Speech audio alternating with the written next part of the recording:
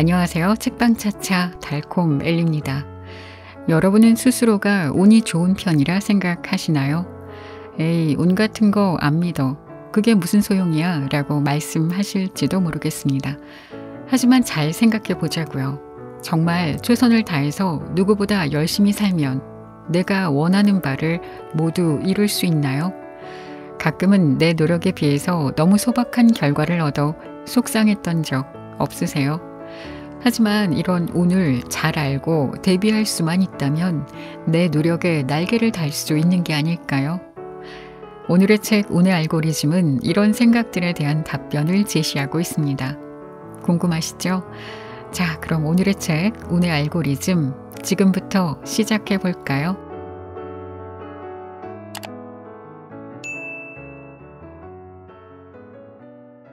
열심히 사는 것만으로 충분하지 않은 이유. 사람들이 정말 많이 하는 착각이 있다. 바로 열심히만 살면 원하는 인생을 살 수 있을 것이라는 믿음이다. 물론 어느 정도는 맞는 말이다. 하지만 인생은 산수가 아니어서 100을 투입한다고 100의 결과가 나오지 않는다. 1을 투입했는데 100의 결과가 나오기도 하고 100을 투입해도 마이너스 500의 결과가 나오기도 한다. 코로나19 바이러스가 전 세계적으로 확산된 이후 여행업계, 공연업계 등 많은 대면 산업이 타격을 입었고 해당 산업의 종사자들이 상당수 일자리를 잃고 힘든 시기를 보내고 있다. 과연 그들이 열심히 살지 않아서 그렇게 되었을까? 반면 온라인 게임 제작업체나 배달 중개 플랫폼과 같은 비대면 산업은 코로나19 덕분에 호황을 누리는 중이다. 그들은 여행업계 종사자들보다 열심히 살았기 때문에 승승장구하는 것일까? 누가 보아도 그렇지 않다고 대답할 것이다. 다들 각자의 방식으로 자신의 삶을 열심히 살아왔을 뿐인데 코로나19라는 예상치 못한 변수로 인해 저마다의 삶에 각기 다른 영향을 받은 것이다. 이처럼 인생에는 수많은 변수들이 존재하고 이 중 상당수는 내 통제권을 벗어나 있다. 나는 이 모든 것을 총체적으로 운이라고 부른다. 우리가 대한민국에서 태어난 것은 운이다. 특정 연도에 태어난 것도 운이다. 우리 부모님에게 태어난 것도 운이다. 남자 또는 여자로 태어난 것도 운이다. 특정한 외모, 신체적 조건, 재능, 기질 또한 태어나면서부터 타고난 운이다. 나라는 사람을 정의하는 다양한 요소 중 내가 선택한 바를 제외한 많은 부분이 태어날 때부터 주어진 것. 한마디로 운이다. 우리가 살면서 마주하게 되는 수많은 상황들은 우리의 통제권을 벗어나 일어난다. 예를 들어 10명에게 상금을 주는 공모전에 100명이 지원했다고 하자. 수많은 지원자들이 제출한 제안서를 1등부터 100등까지 순위를 매기는 것이 현실적으로 불가능한 일이지만 설령 가능하다고 치자. 그렇다면 1등부터 10등까지 정확히 객관적인 실력에 따라 선발될까? 그렇지 않다. 심사위원들이 처음에는 변별력을 위해 엄격하게 점수를 매겨야지 하고 박하게 점수를 주다가 오후쯤 되면 지치고 피곤해져서 나른한 기운에 점수를 후하게 줄 수도 있다. 그뿐일까?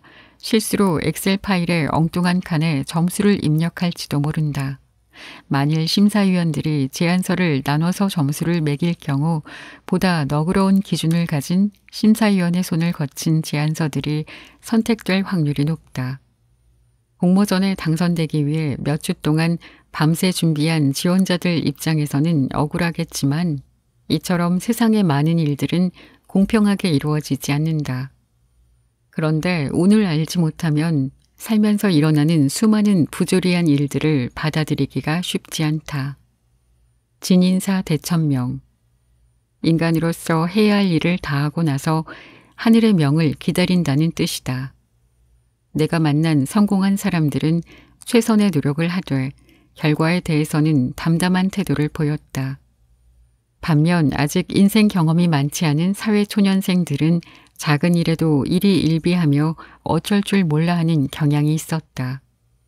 몇 번의 노력만 하고서 원하는 결과로 귀결되지 않는다며 세상이 불공평하다고 원망하고 꿈을 포기하고 사는 경우도 보았다. 하지만 이는 반은 알고 반은 모르는 것이다. 최선을 다하는 것은 좋은 결과를 위한 필요 조건이지 충분 조건이 아니다. 지금껏 열심히 산 죄밖에 없는데 어쩌다 제 인생이 이렇게 되었을까요? 라고 묻는다면 그 사람은 운을 이해하지 못한 것이다. 지난 15년간 이 일을 하면서 내가 도출해낸 결론 중 하나는 노력 곱하기 운은 운명이라는 공식이다. 여기서 운이라는 개념은 행운과 불운으로 나뉜다. 그래서 불운이 들어올 때는 오히려 노력하는 것이 헛수고일 수 있다. 가만히 있으면 제자리에라도 있는데 계속 발버둥을 쳐서 늪으로 더 들어가는 격이다. 반대로 행운이 아주 크게 들어오는 때일지라도 노력값이 0이라면 운명값도 0으로 수렴된다. 쉬운 예로 이번 주 토요일 당신에게 로또 1등에 당첨될 운이 있는데 만사가 귀찮아서 로또를 사러 나가지 않으면 1등 당첨할 행운도 없다. 현재 성공한 사람들도 과거에 한 번 이상의 실패 경험이 있다. 이런 사람들을 오랫동안 만나고 관찰해 본 결과 이들은 노력의 기본값이 크고 노력의 효율이 높았다. 또한 자기 성찰을 잘한다는 공통점이 있었다. 인생에서 크고 작은 실패를 거듭하고 있다면 그 실패들을 한번 곱씹어 보자. 어쩌면 그 실패의 원인은 노력 부족이 아니라 여러 환경적인 요소라는 결론이 도출될 수도 있다. 그 환경적인 요소들이 내 통제를 벗어난 것이라면 운이라고 볼 수 있다. 그래서 새로운 일을 도모할 때는 리스크 관리 측면에서 미리 운을 체크하는 것이 좋다. 누구라고 이름을 밝힐 수는 없지만 나는 가수, 배우, 예능인 등 스타들을 많이 상담했다. 그 중에는 국내뿐만 아니라 세계적으로도 인기가 많은 톱스타들도 있었다. 유명 기업인과 정치인, 고위 공무원들 뿐만 아니라 중국과 동남아시아의 재벌들, 미국 실리콘밸리의 창업가들도 상담했다. 미국에서 내게 상담을 받은 적 있는 하버드 출신의 재미교포 변호사는 일부러 시간을 내어 한국을 찾아와 내게 타로를 배우기도 했다. 최고의 교육을 받은 똑똑한 인재들이 왜 점을 보는지 의아할 수도 있다. 그렇다면 다음의 이야기를 듣고 더욱 놀랄지도 모르겠다. 나는 연말연시가 되면 세계적인 전략 컨설팅 회사에 신년 운을 자문한다. 스카이는 기본이고 하버드, 스탠퍼드, 와튼스쿨 출신의 천재들이 가득한 곳인데도 말이다. 그 회사의 경영진은 재능과 노력만으로는 원하는 결과를 늘 얻을 수 없다는 사실을 잘 알고 있다. 기업의 규모가 커질수록 직책이 위로 올라갈수록 더욱더 그렇다. 내노라는 재벌가들이 운명학 전문가를 한 명 이상 전속으로 두는 이유다. 이는 비단 우리나라만의 일이 아니다. 보통의 평범한 직장인들은 예상치 못한 큰일을 겪지 않는 한 어느 정도 예측 가능한 삶을 살기 때문에 운에 대해 생각할 필요가 상대적으로 적다. 그에 반해 큰돈이 오가는 중요한 결단을 하루에도 수없이 내려야 하는 기업인들의 압박감은 상당하다. 신사업에 투자할 것인가? 계속 적자를 내는 사업을 접을 것인가? 비용 절감을 위해 정리해고를 단행해야 하는가? 공격적으로 해외 투자를 추진할 것인가? 만일 기업인들이 이와 같은 중대한 질문에 잘못된 결정을 내릴 경우 회사에 고용된 직원들과 그들 가족의 생계가 휘청되는 것은 물론이고 주주를 포함한 투자자들의 자산 가치가 폭락하고 만다. 상황이 더 심각해진다면 무리한 빚으로 회사가 파산할 수도 있고 사태의 책임을 지고자 경영진이 교도소에 수감될 수도 있다. 그런 까닭에 수많은 기업인들이 전문가들로부터 다양한 미래 시나리오에 대한 자문을 받고도 최종적으로 운을 점치러 오는 것이다. 사람이 하는 모든 일이 노력만으로 되는 것도 아니오. 그렇다고 모든 것이 운명론적으로 정해진 것도 아니다. 하지만 운을 이해하는 것만으로도 인생의 수많은 의문이 풀리고 마음의 평화가 깃든다. 그리고 자신의 현 상황을 있는 그대로 받아들이게 된다. 여기서 더 나아가 운의 흐름을 타고 운을 자기 편으로 만들면 순간에 운들이 쌓여서 운명이 된다. 그리하여 우리는 잘될 운명으로 갈 수 있다. 쌍둥이는 같은 운명을 살게 될까? 똑같은 생년월일시에 태어난 사람은 같은 운명을 살까? 2016년에 방영된 MBC 스페셜 팔자를 찾아서 편에는 유명 가수 허각의 쌍둥이 형 허공의 이야기가 나온다. 두 사람 다 가정 형편이 어려워 작은 행사에서 노래를 부르거나 환풍기를 수리하는 등의 일을 하며 살았다. 가수의 꿈을 갖고 있던 두 사람은 똑같이 2010년 슈퍼스타 K 시즌2 오디션을 보았다. 그런데 허각은 본선에 진출한 뒤 시즌 우승을 거머쥐고 스타가 되었고 허공은 오디션에 떨어졌다. 허각의 스케줄이 바쁘면 허공이 행사를 대신 갈 때도 있을 정도로 이 두 쌍둥이 형제는 흡사한 목소리와 노래 실력을 갖췄는데 왜 이런 일이 벌어졌을까? 같은 생년월일시에 태어났다면 둘 다 똑같이 스타가 되었어야 하는 것이 아닐까? 운명을 가른 것은 작은 선택이었다.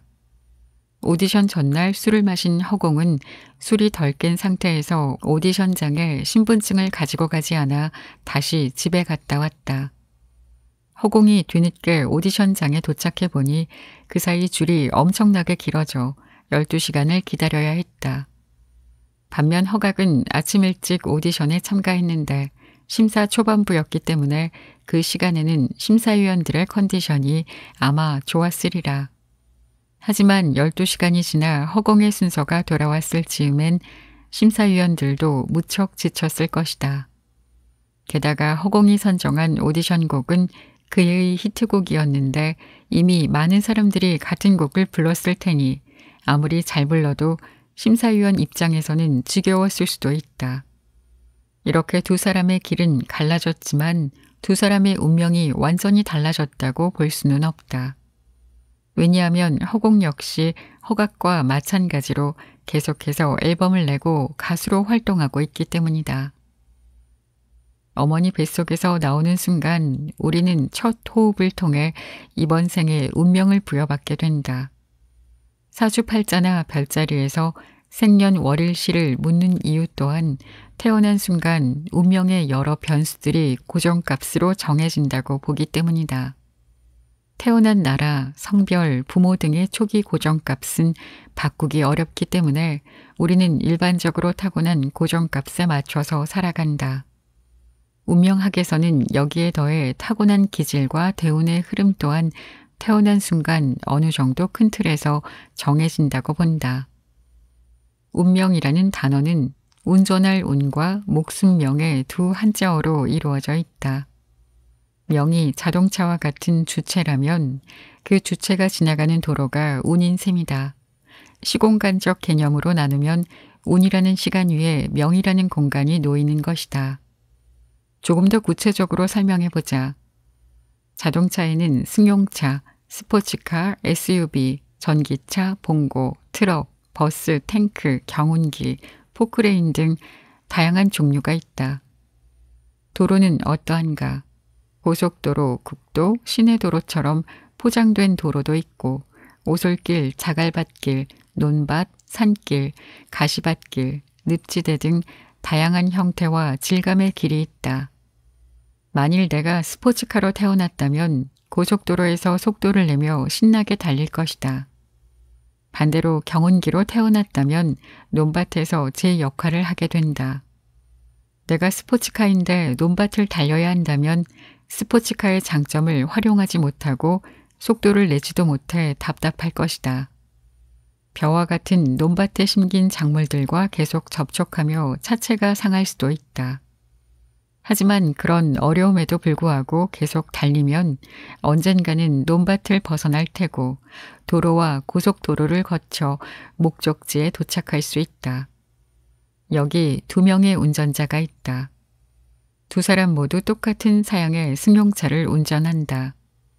2사람 모두 경부고속도로 만남의 광장 휴게소에서 우동을 먹은 후 똑같은 시간에 출발해 같은 속도로 길을 달린다. 그렇다면 이들은 같은 목적지에 도달할까? 아니다. 도중에 단 한 번만 길을 틀어도 다른 곳에 도착하게 된다. 평행선이던 2 철로가 단 1도만 틀어져도 철로의 목적지가 각각 부산과 창원으로 달라지는 것처럼 말이다. 이쯤에서 나의 이야기를 들려드리겠다. 나는 이란성 쌍둥이로 태어났다.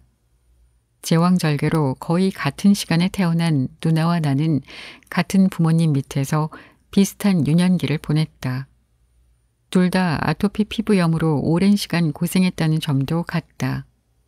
하지만 성인이 된 후 누나는 줄곧 안정적인 삶을 추구했고 나는 도전하는 삶을 선택했다. 그러한 인생의 크고 작은 선택들이 쌓여 우리를 각자 다른 길로 인도했다. 현재 누나는 자신이 뜻한 대로 안정적인 직장인이 되었고 나는 운과 운명을 연구하는 사람이 되었다. 이처럼 타고난 명과 내게 주어지는 운 못지않게 중요한 것이 나의 의지와 선택이다. 눈에 보이지 않지만 이 우주에도 무의식의 빅데이터가 축적되고 있다. 이를 아카식 레코드라고도 한다. 구글 검색망에 잡히는 지구상의 모든 데이터를 합친 것보다 훨씬 더 광대한 분량의 데이터가 우주의 데이터베이스에 쌓이는 것이다. 이를 토대로 자가 발전하는 정교한 알고리즘은 우리가 내보내는 파동과 접속하여 우리의 운명을 치밀하게 설계한다. 나의 관심사, 생각, 감정 등의 키워드를 우주에서 기억하고 있다가 그와 일치하는 운을 보내주는 것이다. 타고난 순간 주어진 데이터는 한 사람의 기본값이 된다. 허나 같은 운명으로 시작했어도 운을 어떻게 쌓느냐에 따라 농부가 될 수도, 농협 직원이 될 수도, 농림부 장관이 될 수도 있는 것이다. 물론 가족, 사회, 환경에 휩쓸려 자신의 운명과는 전혀 다르게 사는 경우도 있다. 예를 들면 농사와 인연을 갖고 태어난 사람이 부모의 기대로 의사가 되어 살다가 은퇴 후 뒤늦게 귀농을 할 수도 있다. 그런 경우 인생의 대부분을 맞지 않는 옷을 입고 사느라 불편했을 수도 있다. 이렇게 태어나면서 주어진 기본값 위에 내가 살아가면서 매 순간 선택한 데이터들이 쌓이며 나의 운명이라는 데이터베이스가 만들어진다. 운성비를 높여주는 말의 힘. 어머니가 친구분들과 처음으로 대만으로 3박 4일 해외여행을 가셨을 때의 일이다. 귀국하시는 날 공항으로 내가 어머니를 모시러 가기로 했다. 아버지는 공항버스를 타면 집 앞까지 오는데 뭘 굳이 멀리까지 가냐고 하셨지만 내 생각은 조금 달랐다. 아들이 직접 모시러 가면 어머니가 기뻐하실 것이 분명했고 친구분들에게 자랑거리도 될 것 같았다. 집에서 인천공항까지는 왕복 3시간 거리였다. 기름값 10,000원 정도에 오고 가며 운전하는 나의 작은 수고만 들이면 어머니가 그보다 더 큰 기쁨과 으쓱함을 누리실 텐데 주저할 필요가 없었다. 이런 나의 계획을 알게 된 당시의 여자친구가 이런 조언을 덧붙였다. 회도 씨, 공항에 가면 도착하는 사람을 찾을 때 쓰라고 준비해 놓은 종이가 있어. 거기에 이렇게 쓰면 어때? 세상에서 가장 아름다운 여인의 귀국을 환영합니다. 그렇게 쓰인 종이를 들고 어머니가 오실 때까지 입국장에서 기다리라는 것이었다. 나는 쑥스러워서 못하겠다고 했지만 여자친구는 그렇게 할 것을 강력하게 요구했다. 인증샷까지 꼭 찍어서 보내라고 했다. 나는 울며 겨자 먹기로 여자친구가 일러준 환영 문구를 종이에 써서 입국장 앞에 들고 서 있었다. 30분 정도 서 있는데 마치 3시간처럼 길게 느껴졌다. 이윽고 어머니가 친구분들과 함께 입국장 문을 지나 들어오셨다. 어머니는 내 얼굴을 한번 쳐다보고 반가워하시더니 이내 내가 들고 있던 종이의 문구를 보시고는 멋쩍은 웃음을 지으셨다. 나는 어머니 친구분께 부탁을 드려 환영 문구가 적힌 종이를 들고 어머니와 함께 인증샷을 찍어서 여자친구에게 보냈다. 그 전까지는 쑥스럽기만 했는데 막상 행동하고 나니 뿌듯함이 차올랐다. 며칠 뒤 어머니의 카카오톡 프로필 사진은 나와 함께 찍었던 그 인증샷으로 바뀌어 있었다. 해외여행을 가서 찍었던 사진들보다 그 사진이 가장 좋으셨던 것이다. 이 일은 지금껏 내가 했던 일들 가운데 가장 잘한 일 중 하나로 기억한다. 당시 현명한 조언을 해준 그때의 여자친구는 지금의 아내가 되었다. 요즘 가격 대비 성능의 줄임말인 가성비라는 말을 많이 쓴다. 여기에서 착안해 나는 운성비라는 말을 만들어 보았다. 운성비는 작은 노력으로 운을 끌어올리는 방법이다. 내가 환영 문구가 적힌 종이를 들고 입국장에서 어머니를 맞이해 드렸던 행동은 작은 행동으로 어머니께 제대로 효도한 셈이니 운성비가 아주 높은 일이었다고 볼 수 있다. 게다가 그 기억을 지금 다시 생각하면 마음이 따뜻해지니 운을 끌어올린 일임에 분명하다. 운성비를 올리는 좋은 방법에는 여러 가지가 있겠지만 그 중에서 한 가지만 꼽으라면 나는 긍정의 표현을 추천하고 싶다. 감사 표현, 사랑 표현, 격려 표현 등 긍정적인 표현은 운을 끌어올린다. 요즘 사람들은 자기 마음을 잘 표현하지 못하는 경향이 있다. 더 정확히 말하자면 불만이나 지적 같은 부정의 표현은 잘하지만 감사와 격려 같은 긍정의 표현은 잘 못하는 것 같다. 긍정의 표현을 의식적으로 습관화해보자. 운이라는 것은 감정과 연결이 되어 있다. 따라서 내 감정이 좋은 상태가 되면 운도 더불어 좋아진다. 부모님이 계시다면 더 늦기 전에 부모님께 감사하고 사랑한다는 표현을 해보자. 어디서부터 어떻게 해야 할지 모른다면 다음의 메시지를 그대로 부모님께 보내보자. 처음에는 어색하더라도 눈 딱 감고 한번 보내보자. 절대 후회할 일이 없을 것이다. 엄마, 그동안 저를 건강히 잘 키워주시고 옆에 있어 주셔서 감사해요. 앞으로 제가 더 잘할게요. 사랑해요.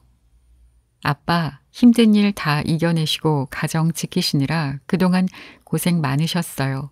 진심으로 감사해요. 앞으로 제가 더 잘할게요. 사랑해요. 얼굴을 마주하고 직접 말로 전달하면 제일 좋겠지만 쉽지 않은 일이라 자꾸 미루게 된다. 그러니 시간과 장소에 관계없이 우선은 문자 메시지부터 보내보자. 생각보다 진한 감동과 따뜻함이 느껴지는 부모님의 답신이 되돌아올 것이다. 그 다음으로는 고마운 사람들에게 메시지를 보내거나 전화를 해서 그 마음을 표현해보자. 그러면 그들이 나를 한 번이라도 더 좋게 생각할 것이고 내가 잘 되기를 응원해 줄 것이다. 이렇게 마음을 표현하는 데는 큰 돈이 들거나 시간이 오래 걸리지 않는다. 그럼에도 불구하고 운이 좋아진다. 물론 감사한 분을 떠올리며 선물을 사는 등 돈을 조금 투자하는 것도 좋다. 긍정의 표현은 작은 노력으로 운을 끌어올리는 방법이다. 물론 첫 시작은 어색하고 쑥스럽다. 하지만 습관으로 정착하면 당신을 좋은 방향으로 이끌어줄 기회가 자석처럼 끌려오게 된다. 또한 위기에 처했을 때는 그로 인한 피해의 충격을 자동차 에어백처럼 흡수해 준다. 우리는 운성비 있는 행동으로 잘 될 운명으로 더 빠르고 안전하게 갈 수 있다. 반대로 운성비를 나쁘게 하는 말도 있다. 기껏 누군가를 도와줘 놓고 상대방이 충분히 고마워하지 않는다며 서운함이나 원망하는 마음을 표현하는 경우가 그렇다. 또는 상대를 걱정한다는 미명으로 어설픈 충고나 조언을 하는 것도 좋지 않다. 그 사람을 위해 쌓아 올린 그동안의 99가지 공덕이 그 한마디의 말 때문에 무너질 수도 있다. 공자나 소크라테스를 성인이라고 한다. 여기서 성이라는 한자의 구성을 잘 살펴보자. 상단에는 귀이와 입구가 위치하고 그 아래에는 나갈 정이 자리하고 있다. 즉 바르게 듣고 말하는 사람이 곧 성인이라는 뜻이다. 보통 사람이 성인의 경지에 다다르기란 쉽지 않다. 이 말은 곧 바르게 듣고 말하는 일이 쉽지 않음을 의미한다. 그렇다면 어떻게 해야 바르게 듣고 말할 수 있을까? 나는 오랫동안 이것을 고민해 왔다. 생각해보면 내가 할 말을 생각하면서 상대의 말을 들을 때 바로 듣지 못했다. 내 입장만 생각해서 말할 때는 바로 말하지 못한다. 이것을 거꾸로 하면 바로 듣고 말할 수 있는 비결이 된다. 요컨대 상대를 도와주고자 하는 마음, 상대가 잘 되길 바라는 마음으로 듣고 말하면 된다. 이는 곧 배려다. 바르게 듣고 말한다는 것은 곧 배려하는 마음을 갖추고 말한다는 것이다. 운성비에 가속을 붙여주는 연료도 있다. 센스와 유머다. 개그맨 활동을 할 때의 일이다. 당시 우차사의 인기 코너에서 활약하던 개그맨 선배와 식사를 하러 삼겹살집을 가게 되었다. 한창 재밌게 이야기를 나누면서 식사를 하던 중에 두 분의 여성이 그 개그맨 선배에게 다가왔다. 어머나, 저 팬이에요. 혹시 한 번만 웃겨주시면 안 돼요? 어쩌면 무례하다고 생각할 수도 있는 상황이었는데 그 개그맨 선배는 한치의 주저함도 없이 당시 자기 유행어 톤으로 싫은댕, 꺼질랭 하고 응답했다. 여성 두 분은 웃으면서 인사를 하고는 자리를 이동했다. 여기서 끝이 아니었다. 잠시 후 선배는 나에게 심부름을 시켰다. 회도야, 여기 뚜껑 안 딴 소주 한 병을 저쪽 테이블로 갖다 드리면서 저분들한테 나를 보라고 해. 나는 선배가 시키는 대로 두 여성분에게 소주병을 가져다 주며 개그맨 선배 쪽을 보시라고 했다. 그러자 선배는 자신의 소주잔을 들면서 느끼하게 윙크를 했다. 바텐더를 통해서 미녀에게 칵테일 전달하는 영화 속 장면을 연출한 것이다. 장소가 삼겹살 집이고 칵테일이 소주병으로 바뀐 것뿐이었다. 웃음보가 터진 것은 우리만이 아니었다. 우리 일행을 은근히 쳐다보고 있던 다른 테이블에 앉은 사람들까지 모두 박장대소를 했다. 만일 그때 그 선배가 여성분들의 웃겨달라는 요청에 정색을 하며 지금 식사 중인 거 안 보이세요? 밑도 끝도 없이 웃겨달라면 어떡해요? 라고 말했다면 어땠을까? 분명 전혀 다른 에너지 파장이 만들어졌을 것이고 내가 기억하는 모두가 즐겁고 유쾌했던 그날의 장면은 절대 만들어지지 않았을 것이다. 고든 나무는 강한 바람에 부러진다. 불어오는 바람에 따라 이리도 흔들리고 저리도 흔들리면서 춤출 수 있어야 한다. 어떤 상황에서도 긍정의 에너지 파장을 유지하기 위해 필요한 것은 바로 유연함이다. 유연함은 센스와 유머로 만들어진다. 쌍둥이는 같은 운명을 가지고 태어날까? 이거 진짜 궁금했었던 거거든요. 그러니까 책에 따르면 기본적으로는 같은 운을 타고나지만 내가 어떻게 하느냐에 따라서 달라질 수 있다는 거죠. 늘 화만 내고 부정적인 생각을 하는 사람에게 운이 따를 수 없다는 거, 고개를 끄덕이게 되네요. 그래요. 기왕이면 평소에 좋은 마음으로 나의 운을 쌓아서 내 노력이 물거품 되는 일이 없도록 해야겠습니다. 지금까지 책방차차 달콤 엘리였습니다. 감사합니다.